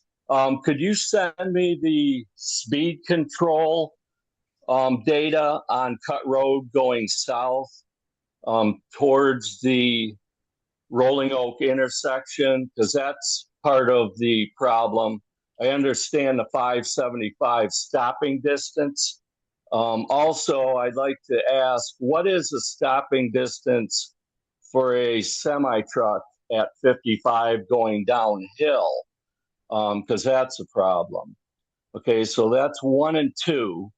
And 3, did Officer Dillon meet his employment seniority as not to pay back money for training and all the other stuff that the township supplied him with? Because I thought he was a newer officer. I can speak to that. The chief briefed us there. No, he did not meet it. He has been given an invoice. Okay. For the repayment of what you can, according to the Michigan Commission on Law Enforcement standards, what you can bill back if he signed that contract, and if you don't stay, within X amount of time, it's obviously prorated the longer you stay. But yes, there will be an effort to collect that invoice, and he was given it yesterday or today. I can't. Do you know, Chief? On Monday, he was giving it to him on Monday. What they're seeing at the state level on that, because it's so pervasive, is that for whatever reason, hiring departments, when kids come with that tail, if you will, with that invoice, these other entities are paying the invoice to take that individual from you, which I think is insane. That is, Somebody else's tax dollars. Somebody else's tax, which I think is insane. So yes, RJ, they have issued the invoice accordingly for the items that are allowed within the statute that defines it. And had been in contact with M. Coles because I'll leave that there. Okay. Okay. Like I said, the speed control. I didn't hear any data from speed control. We're going to here's what we're going to do. I'm going to send, Michelle is going to send the entire packet to you because there is the charts in there for the data. And from there, you can contact, obviously, the road commission because it rises and falls then with them. If you don't see some data that you wanted, I would suggest that Neil Ballinger, the engineer that did it, would gladly discuss with you what it's been done and what ASHTO requires. Now, Okay, whether that's a because I semi or thought not, I don't know. I don't have Mhm. that specificity or knowledge for me anyway. Right, From my experience, right. I But don't have that. gotcha. I Okay. live there, so yeah, I live there, so I know, Yep. what kind of speeds. But you took a speed control on South Higgins Road, you said, but yet when I requested one on Cut Road 100 at our intersection, there was no mention of it. So, It's all that stuff is there. They did the entire the the township, piece I mean. is what Uh, I believe is been accomplished there. So like I said, okay. we will definitely send you the packet that we have back, or that we got Mhm. back with his findings and the like. And like I said, Neil, it resides with them. We have no further control or otherwise after doing what we asked to do, which was to get that study. And you'll see the letter in which we request Mhm. as well in that packet. Who requested the Okay. speed study on West Higgins Road? On what? West Higgins Road just had a speed survey that the chief commented on. It's not West Higgins Lake Drive. That was West Birch. It's a dirt road on the west side Okay. of the lake, in which we borrowed that trailer, which spits out a lot of information. And the chief went over, some Right. of the variables involved in that, but that is not the same type of study that is done. They literally go out, they measure, they calculate, they do Right. their due diligence from the professional engineer's standpoint. And then his information is what the road commission's final stance is on that. To reverse any of that, that would be at the Roscommon County Road Commission meeting, not here. Well, I don't want to reverse it. I just want to study. I want to request a speed study at the bottom of the hill on Cut Road, just like you did on the dirt road. Which bottom of which hill, RJ? Right at the intersection of Rolling Oak I and think Cut that's Road 100. I think that's included in Oh, that. okay. I think it I didn't is. hear anything about. Well, Yeah. you don't see, you don't, but we'll send that packet to you. Gotcha. And then specific questions, you can contact Neil Bellinger, the professional engineer that they have over there on staff, and he can answer those. I'm not an engineer. I can't, neither is any of the board. But you're dodging my question. I'm not dodging it. Who requested a speed study on that dirt road? And why didn't Roscommon do it? Study. We never requested a speed study on West Birch. We preliminarily asked our police chief to gather data, look at enforcement over there first. In other words, we didn't request, and I personally myself, my vote will not to be request one on West Birch, because the traffic safety trailer that was put over with the data that it spit out is way off. Your 85th percentile is 19.3 miles an hour, and your legal legitimate speed is 55. That is not within the realms of a problem. And so we will make a decision Tuesday as a board, and they'll vote. Every board member can vote whether we send that for a study or not. We have sent 2 other studies other than yours, and we're waiting for those back. And the only reason why we sent all of them is we thought they were valid and needed some type of a study from an engineer, not from township board members. And Okay, I that's just what would we like did. to It's a request process. the police chief to put a study at the bottom of Rolling Oak. I Oh. asked that request. Oh, you're requesting that he get the trailer down there? Yeah. Oh, no. I'll Yeah, let that's you what go. I thought. I was RJ, clear. I guess I misunderstood you. I'm sorry. You said Yes, you West did. Higgins Lake Drive at one point. So the chief is Yeah. sitting right here and he can get with you. And if he can get that trailer, that's Perfect. just fine. Awesome. We That's have all no I issue with wanted. that. That's what I meant. Well, you Okay. covered all my questions. Thank you. All right. Thank you. I appreciate that. I'm sorry if it was confusing. Okay. Anybody else from the audience or Zoom have any public comments? Yeah, yes. This is Dave Hall. Can you hear me? Hi, Dave. Hi, hello everybody. Yep. Great meeting. I just want to support Greg Seamack in the swimmer's itch. Amen. You know, this is really out of control. I mean, our children came this weekend and they both of them got swimmer's itch.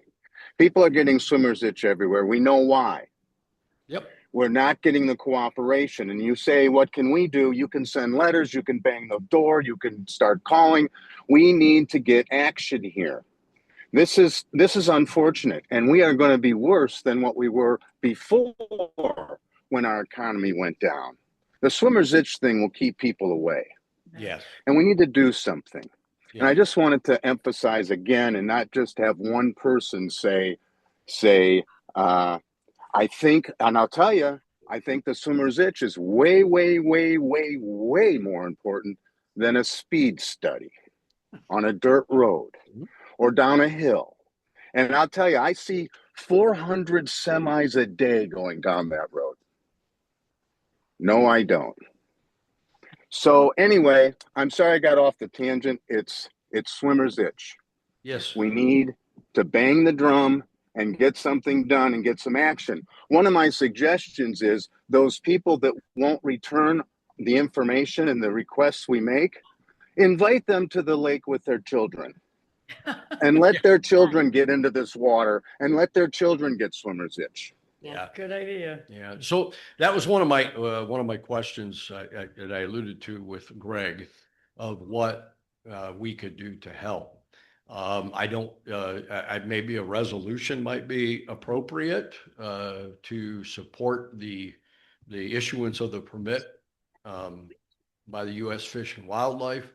And as you say, inundate, send those to our local state and then our Fed representatives as a copy of that resolution. So that it shows at least the governmental bodies are actively involved. If that helps, I think that, that would help, obviously. And I got a recommendation of the Bridge magazine and how we've contacted the folks in our government, and they're not responding of a serious situation. yeah, And I'd get Cheryl involved, and I'd get the ink going because who we going? need to the ink. We need Oh, ink. yeah. Okay. Yep. We need exposure. Now, nobody wants to say, look, we have all this swimmer's itch, so don't come to Higgins. Nobody wants that. Sure. But we want to be able to raise it up there to say, quit screwing around with us. This bird flu thing has messed with us for 3 years now, and Greg knows it, and we all knew it, that we're going to get an uptick on it, and we're not even warm yet. It'll happen more as the year goes on. Yeah. So anyway, swimmer's itch. One more thing, Jim and everybody. Yes, we have a wonderful situation with what you called an enterprise in the way of the marina. No other township anywhere has the potential that we have with that marina. It's beautiful. It certainly needs to be rehabbed, and can't wait for the debt to be serviced so we can start putting together a first-class situation there. We have a gold mine there, and we need to work on it. And you're right, we need to work on it. And we need professional people to help us put it together. I agree. Are you also willing as a private citizen to help in that endeavor? I'm not going to see, you didn't hear me say we wouldn't maybe start looking at getting a group together to look at it, but we won't be finished it during my tenure. Well, that's something, Dave, you might be interested in, or people that you can start talking to them. We're very close. to servicing that debt. And I don't want to waste time either in looking at, trying to get, a good topical view of anything and everything that, might idea and vet those things. But all of those things that we say, you've been involved in planning, it takes lots of time. And currently, I'm not opposed to moving the concept forward while we're waiting on the debt service, if you will. And the only reason why we've been doing that is that apparently someplace in there is it doesn't allow us to address vendors or anything until that debt has been serviced. And so that has been the reluctancy of apparently previous boards too, to look further into the future. We certainly are further looking into the future than most boards. And so just keep that in mind. We definitely, it's always in our minds here in the Township Hall. And I definitely will echo with you. Swimmer's Itch is just, I was here the last time when all that thing went on, mediated meetings as a police chief during it with questions and answers and whatever. And it is proven that the efforts that were made and the money was spent was effective the last time. And we got our Higgins Lake back without the risk of this scourge, basically. So I see no problem with our board here. Greg, we can work with you and maybe propose a resolution to this group that might strengthen. Maybe we can get Lion, and maybe we can get Beaver Creek and the contiguous, if you will, to get a resolution. I'm happy to assist in any way in that. Because listen, it'll be in the economy before it's done if we just can't get movement there. I don't know how you get before in Washington, but if there's a plane flight necessary, maybe it has to be done. And go sit down or get appointments with those folks and go face to face, tell them how important this is, our senators and our legislators. Yeah, he is. It's the U.S. Center there. That's U.S. Minnesota. U.S. well.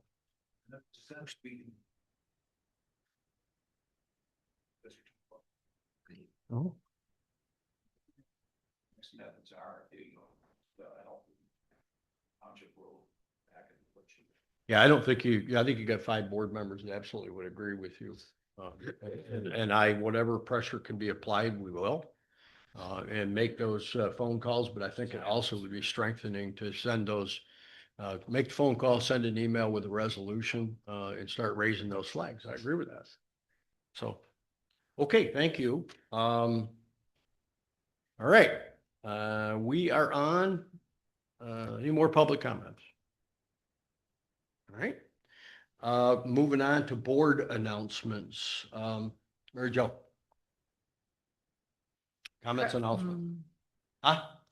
Nope, everything seems to be Okay. doing good. Thanks. Clerk Squire. Just a reminder to you guys, you too, my election commission meeting on Monday. Public accuracy test. Yeah, I think that one might conflict with ours, but we'll adjust. Yeah, we can move I that. got a chair. Yeah, got double booked. Very good. Election commission meeting. Got it. And accuracy test. What time is that, Michelle? I think we did 9. 9 o'clock, yeah. Thank you for the reminder. Anything else? All the absentee ballots are out. We had, I don't know, like 880 go out. We've already received about 150 back. Getting ready for early voting here in another 7:25, I think it is, right? Week. 7:25, it's on the sign out there, right? Yeah, Whatever. yeah, the 24th. Early voting, okay? Yeah, All right, that's about it. That's my world right now. okay, you good? Yeah. Jim, awesome. Just to a reminder that I mentioned it earlier, is this is Celebrate Higgins Lake coming up on August 8th. That's going to be here before we know it. At the marina, right? At the marina, yeah. So tell all That's your also friends. the same day as the fire department. Oh, yeah. Thing. Yeah, the fire department's got activities going on Yeah, that whole and day the too. Jacknell golf outing is the same day. And there's a big, Same day. big wedding that day too. Wow. It's always the There's- second Saturday in and this, August. So. and this room is full with Yeah. the graduation, so Right. there's a lot of stuff going on that day. so. Yeah, there is. So we'll try and, I just said I'm gonna have to make a couple different visits, but I do want to ask on that because I didn't look super closely because I saw the diagram before and on the tail of the swimmer's itch conversation, is the Yeah. HLSIO gonna have a table there at that, at the expo? for Help the Higgins Lake, you guys we'll find you a spot.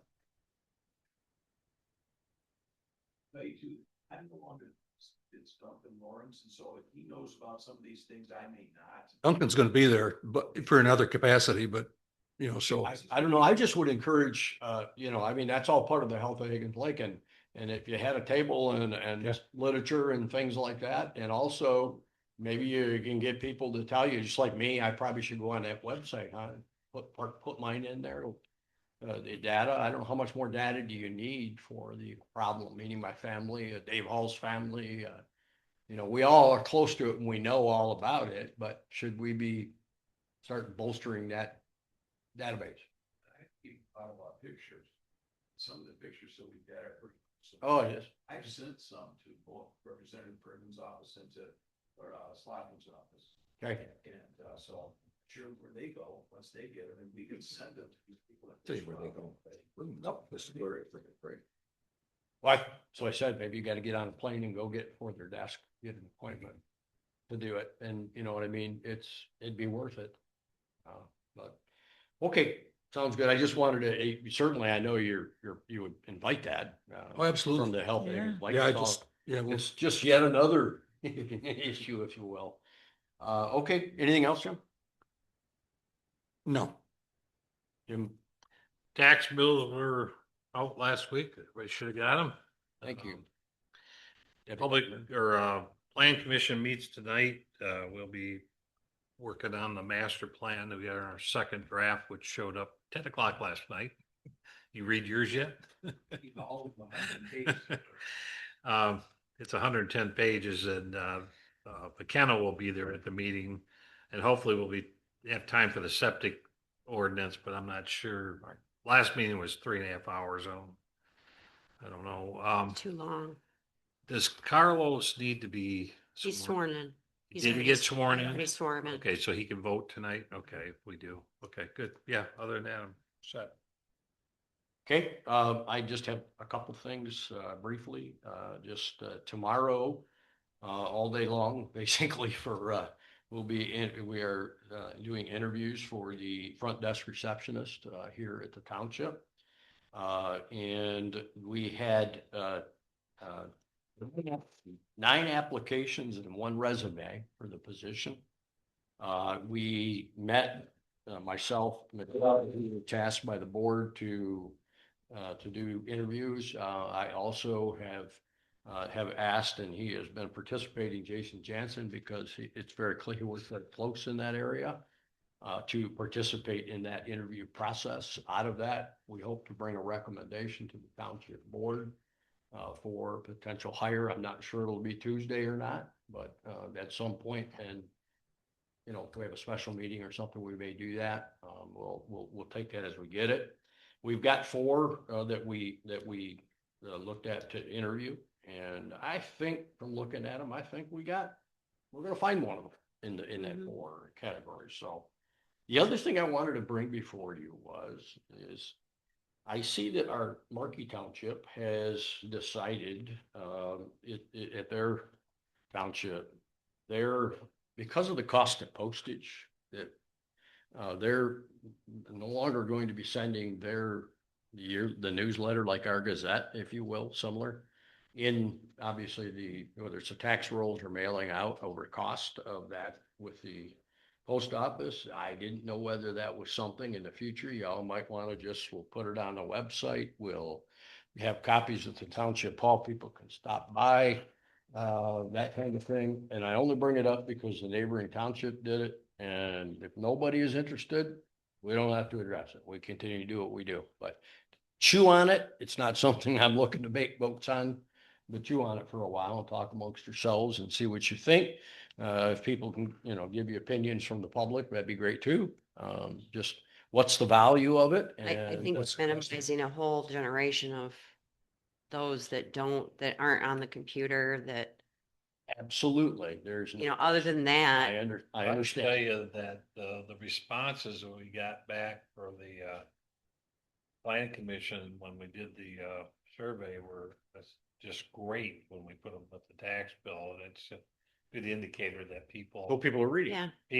they're looking at that, and I would, really, the cost is about other than our in-house time, Mhm. but the cost to have it printed there and put in with something we're already spending the postage on is maybe $500-600 for what, 5,000 things going out. Like I said, I didn't do it to belabor the point. We can talk among. Yeah. I just saw it. I opened up my mom's tax bill who lives in Markey Township, and I saw the notice and said it would be it. And I just thought, I don't know, is that going to be the trend? But it's just another thing to think about. And like I said, I'm not advocating. I tell you what, absentee ballots cost a lot to go out. $1.03 for every absentee ballot that gets sent. Yeah, that's a whole other. And, that's not something we can control. And I meant to ask you the other day when I saw a big stack of them come back, how many are you, is it? No, you didn't see a big stack come. Oh, I didn't know they were, that's Not this time. No, it's not been bad this time because people knew there was an election. It happened like it did in May because the yeah. snowbirds left and didn't know there was going to be an election. So they have to give us their address for the ballot to be, they won't forward a ballot. Okay. So we had a lot of them come back for the May election. We had over 100 and some come back on the May election, but that was really no fault of the individuals because I don't think they knew that there was going to be an election when they left. Yeah. Yeah, okay. we haven't All right, this time. all right. Okay, I got it.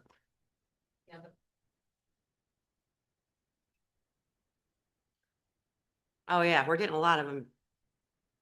People are sending back in already. Mhm. Yeah, Return ones, I mean, bad. Yeah, That's what I was talking we've about. had- yeah. 150 at 88 yeah, percent, right? yeah. All right, I think we about beat everything we can to death this morning. And we've already cost our 2 Rotary members fine money when they get there. Yeah, On- good. On Thursday. So for the good, I'm glad you're gonna pay for the good of the public at the Rotary meeting. Not happy we went a full 2 hours today, but that's the way it is. I would entertain a motion to adjourn the meeting at 11:02. So moved. Moved by Treasurer Anderson. Do we have support?